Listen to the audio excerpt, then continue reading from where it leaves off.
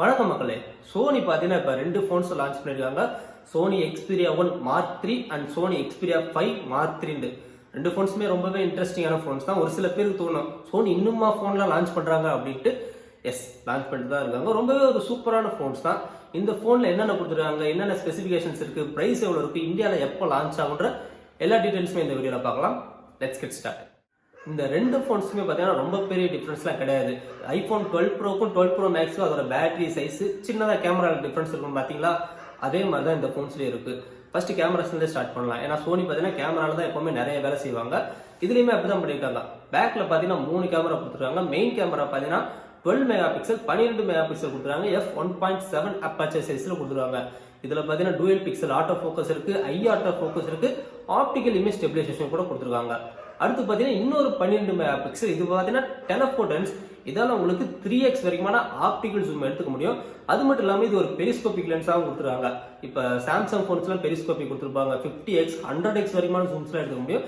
But இதில் அந்த மாதிரிலாம் கொடுக்கல, வெறும் 4.4x அந்த மாதிரி கிளியரான ஒரு ஜூம் கொடுத்துருக்காங்க.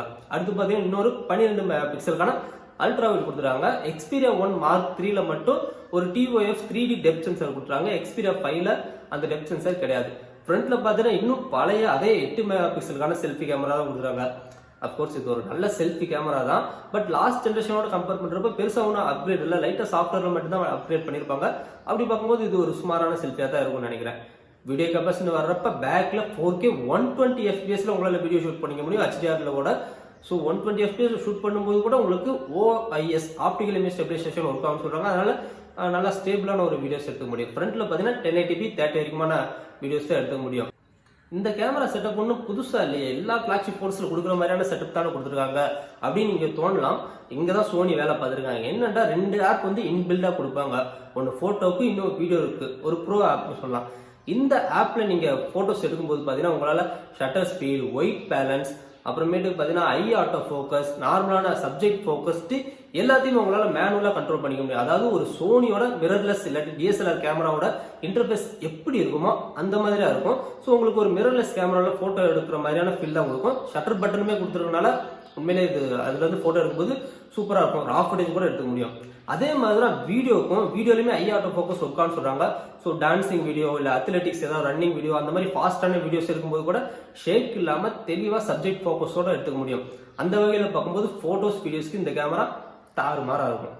அது மட்டும் இல்லாமல் இப்போ OnePlus 9 சீரிஸ்லாம் பார்த்துருப்பீங்க. ஹேசில் பிளேடோட பார்ட்னர்ஷிப் பண்ணி நாங்கள் கேமரா லான்ச் பண்ணிட்டு ரொம்ப பெருசாக மார்க்கெட்டிங் பண்ணிட்டு இருக்காங்க. அதே மாதிரி தான் சோனியும் ஜைஸ் கூட பார்ட்னர்ஷிப் பண்ணியிருக்காங்க. ஜைஸ்ன்றவங்க கேமரா லென்ஸ்ல நிறைய தயாரிப்பாங்க. ஆல்ரெடி சோனியோட கேமராவுக்கு அவங்க தான் மேக்ஸிமம் லென்ஸ்லாம் தயாரிப்பாங்க. ஸோ அவங்களோட தான் இந்த ஃபோன் பார்ட்னர்ஷிப் பண்ணி லான்ச் பண்ணியிருக்காங்க. இந்த கேமராக்கு அப்புறமா எனக்கு இந்த ஃபோனோட டிஸ்பிளே தான் ரொம்பவே இம்ப்ரெசிவாக தோணுச்சு. ஏன்னா ரெண்டு ஃபோன்ஸுமே பார்த்தீங்கன்னா OLED டிஸ்பிளே தான் கொடுத்துருக்காங்க. ஆனால் சோனி Xperia 1 Mark 3ல பார்த்தீங்கன்னா 6.5 இன்ச்சுக்கான OLED, சோனி Xperia 5ல பார்த்தீங்கன்னா 6.1 இன்ச்சுக்கான OLED கொடுத்துருக்காங்க. பட் ரெண்டு ஃபோன்ஸுமே பார்த்தீங்கன்னா 120 ஹெர்ட்ஸ்க்கான ரெஃப்ரெஷ் ரேட் இருக்கு. டச் சாம்பிளிங் ரேட்டுமே பார்த்தீங்கன்னா 240 ஹெர்ட்ஸ் கொடுத்துருக்காங்க. அதோட ஜென்ரலாகவே சோனி ஃபோன்ஸ்ல ஒரு ஸ்டாக் ஆண்ட்ராய்ட் ஃபீல் தான் கொடுப்பாங்க. இதுல ஃப்ளூயண்டான ஸ்டாக் ஆண்ட்ராய்ட் 11 மேல பில்ட் பண்ண ஸ்டாக் ஆண்ட்ராய்ட் கொடுத்தனால 120 ஹெர்ட்ஸ் இருக்கிறப்போ ரொம்பவே ஸ்மூத்தா இருக்கு இந்த ஃபோன். ரெசல்யூஷன் வர்றப்ப Xperia 1 Mark 3ல பார்த்தீங்கன்னா 4K ரெசல்யூஷன் கொடுத்துருவாங்க.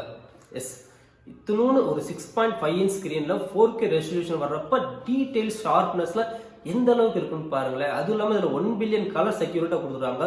ஸோ இதில் மீடியா எக்ஸ்பீரியன்ஸ் படம் பார்க்கறதுலாம் தாறுமாறாக இருக்கும். பட் சோனி Xperia 5ல பார்த்தீங்கன்னா 1080p தான் ரெசல்யூஷன். இந்த ப்ரைஸ்க்கு 1080pன்றது கொஞ்சம் கஷ்டம் தான், ஏற்றுக்கவே முடியாது. ஒரு Quad HD ரெசல்யூஷனாச்சும் கொடுத்துருக்கணும். ஆனால் 1080p தான் கொடுத்துருக்காங்க. ஆனால் இந்த ஃபோன்ஸோட அஸ்பெக்ட் ரேஷியோ பார்த்தீங்கன்னா 21:9 அந்த சினிமேட்டிக் அஸ்பெக்ட் ரேஷியோ கொடுத்துருக்காங்க. இப்போ நீங்கள் தேட்டர்ல எல்லாம் படம் பார்த்தீங்கன்னா அதெல்லாம் 21:9 அந்த அஸ்பெக்ட் ரேஷியோ தான் கொடுத்துருவாங்க. ஸோ ஏதாவது மூவிஸோ வெப் சீரிஸோ நீங்கள் பார்க்கும்போது இதில் வந்து செம்ம எக்ஸ்பீரியன்ஸாக இருக்கும். ஸோ மீடியா கன்ஸ்ட்ரக்ஷன் வர்றப்ப வீடியோ மட்டும் கிடையாது, ஆடியோவும் ரொம்ப இம்பார்ட்டன்ஸாக இருக்கணும். இதில் பார்த்தீங்கன்னா டூயல் ஸ்டீரியோ ஸ்பீக்கர்ஸ் கொடுத்துருக்காங்க. அது மட்டும் இல்லாமல் 3.5mm ஹெட்ஃபோன் ஜாக்குமே கொடுத்துருக்காங்க. ஃப்ளாக்ஷிப் ஃபோனில் ஒரு ஹெட்ஃபோன் ஜாக். ஸோ மீடியா கன்ஸ்ட்ரக்ஷனுக்கு உண்மையிலே தாறுமாறா இருக்கு இந்த ஃபோன். அது மட்டும் இல்லாமல் இந்த ஃபோன் 21:9 ஆஸ்பிரேஷன் கொடுத்துருக்காங்க. 8.2mm தான் திக்னஸ். Xperia 1 பார்த்தீங்கன்னா 186 கிராம் வெயிட். Xperia 5 பார்த்தீங்கன்னா 168 கிராம் தான். ஸோ ரொம்பவே லைட் வெயிட்டான ஃபோன்ஸ் தான். கையில் ஹோல்ட் பண்ணி யூஸ் பண்ணுறதுக்கும் ரொம்பவே ஈஸியாக இருக்கும். ஸோ ஃபோன் வந்து கொஞ்சம் தின்னா கொடுத்துருக்காங்களே, பேட்டரி லைஃப் எது அடி வாங்குமான்னு கேட்டிங்கன்னா அப்படிலாம் இல்லை. ஏன்னா அதில் 4500 mAhக்கான பேட்டரி லைஃப் கொடுத்துருக்காங்க. இந்த 4500 mAh கண்டிப்பாக ஒரு நாள் வரைக்கும் தாங்கும், அதுக்கு மேலே வராது எதிர்பார்க்கலாம். சார்ஜர் பார்த்தீங்கன்னா 30 வாட் சார்ஜர் கொடுத்துருக்காங்க. பட் அந்த 30 வாட் சார்ஜர் வச்சு சார்ஜ் பண்ணும்போதும் அரை மணி நேரத்தில் வெறும் 50% தான் சார்ஜ் பண்ணுற மாதிரி கொடுத்துருக்காங்க. இதுக்கு எதுக்கு 30 வாட் 20 வாட் சார்ஜர் இதை பண்ணுமே. பட் Xperia 1 Mark 3ல மட்டும் பார்த்தீங்கன்னா வயர்லெஸ் சார்ஜிங் சப்போர்ட் இருக்கு, ரிவர்ஸ் வயர்லெஸ் சார்ஜிங் சப்போர்ட்டுமே இருக்கு. Xperia 5ல அந்த மாதிரி ரிவர்ஸ் வயர்லெஸ் சார்ஜிங் சப்போர்ட்டே கிடையாது. மற்றபடி ரெண்டு phones IP68 water and dust resistance கொடுத்துருக்காங்க, Wi-Fi 6 கொடுத்துருக்காங்க, Bluetooth 5.2 கொடுத்துருக்காங்க. அஃப்கோர்ஸ் இது ஒரு 5G ஃபோன் தான். ஃபிங்கர் பிரிண்ட் பார்த்தீங்கன்னா சைடில் மூவ் பண்ணிருக்காங்க. நான் ஆல்ரெடி சொன்ன மாதிரி 3.5 ஹெட்ஃபோன் ஜாக் இருக்கு, ஹைபிரிட் சிம் ஸ்லாட்டுமே கொடுத்துருக்காங்க. இது ஒரு ஃபிளாக்ஷிப் ஃபோன் தான். ஸோ லேட்டஸ்டான ஸ்னாப்டிராகன் 888 கொடுத்துருக்காங்க. 888 ஸ்டாக் ஆண்ட்ராய்ட் 120 ஹெர்ட்ஸ்க்கான ரெஃப்ரெஷ் ரேட் இருக்கும்போது உண்மையிலேயே பர்ஃபார்மன்ஸும் தாறுமாறாக இருக்கும், நான் சொல்லவே தேவையில்லை. ஸோ ஓவராலாக இந்த ஃபோனை பார்க்கும்போது ஒரு கம்ப்ளீட் பேக்கேஜாக இருக்குது, எதுவுமே குறை சொல்லவே முடியல. எல்லா ஸ்பெக்ஸுமே ரொம்ப தாறுமாறாக வேலை கொடுத்துருவாங்க. அப்படி இருக்கிறப்பவே நீங்கள் யோசிச்சிருக்கணும் இதோட ப்ரைஸ் எந்த அளவுக்கு இருக்குன்ட்டு. எஸ், இதோட பேஸ் வேரியன்ட்டே பார்த்தீங்கன்னா 12 GB RAM UFS 3.1 ஸ்டோரேஜோட லான்ச் பண்ணிருக்காங்க. So 12 GB RAM 256 GB pricing பார்த்தீங்கன்னா 1100 யூரோஸ். அது அப்படியே இந்தியன் ருபீஸில் கன்வெர்ட் பண்ணினா கிட்டத்தட்ட 98,000 ரூபாய்க்கு வரும். இந்த ஐஃபோன் சாம்சங்கோட S20 Ultra எல்லாம் பார்த்தீங்கன்னா 1 லட்ச ரூபாய்க்கு மேலே போனதுலேருந்து இப்போ ஃபிளாக்ஷிப் ஃபோன்னாலே 1 லட்ச ரூபாய்க்கு கொண்டு வந்துடணும் அப்படின்ற மாதிரி ஆயிடுச்சு. Xperia 5 பார்த்தீங்கன்னா 80,000 ரூபாய்க்கு லான்ச் பண்ணாங்க. ஸோ இந்த ப்ரைஸ்க்கு இந்த ஃபோன் பார்த்தீங்கன்னா ஒரு நல்ல டீல் தான். ஸோ இந்த ஃபோன் எப்போ லான்ச் ஆகுது, எப்போ இந்தியாவுக்கு வரும் அப்படின்னு கேட்டிங்கன்னா இந்தியாவுக்கு லான்ச் ஆகாது. எஸ், சோனியோட மார்க்கெட் ஷேர் பார்த்தீங்கன்னா இந்தியாவில் ரொம்பவே கம்மி.